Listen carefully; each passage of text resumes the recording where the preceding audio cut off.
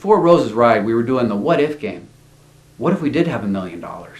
What if we did cure diabetes, cancer, stupidity? Wouldn't we all be much better off? Heck, our loved ones would be right there with us, disease-free. But in reality, we probably destroy the earth in the process. Now, if it is natural selection, why is it the awesome people get sick and the lesser of our society survive? Rose tells a great story from her bike ride she did on the weekend of August 13th.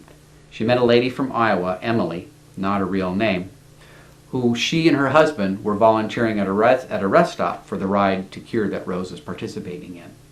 At night during dinner before the ride, Emily really opened up and shared some very traumatic events with Rose, including a hysterectomy and a double mastectomy that she had gone through. This lady inspired the other lady with the brain tumor. Imagine that.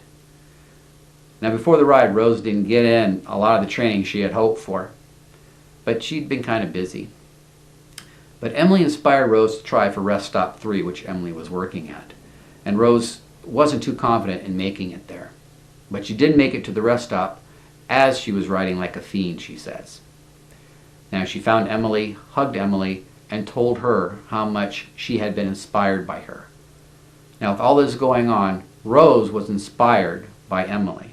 Emily was inspired by Rose, and the entire JDRF Northwest Ride team was inspired by Rose and Emily from Iowa, and her husband as well. Now, when Emily found out that Rose had suffered a seizure just a few miles up the road from checkpoint 3, she sought out the Northwest JDRF Ride team and handed her her car keys so they could go to the hospital as a team and visit Rose in the hospital. And then the next day, Emily from Iowa and her husband also showed up in Rose's hospital room. Now imagine the effect it would have on you when a near stranger would do that for you. Now, none of this would have happened had not Emily and Rose been willing to give of themselves for others.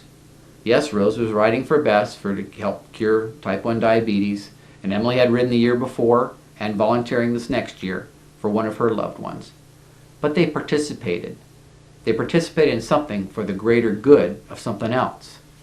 Now, if it's Susan G. Komen, if it's Beat the Bridge, if it's the arthritis research, if it's mental illness, or whatever your cause may be, get out there and participate. Who's it going to hurt? Who might just inspire you?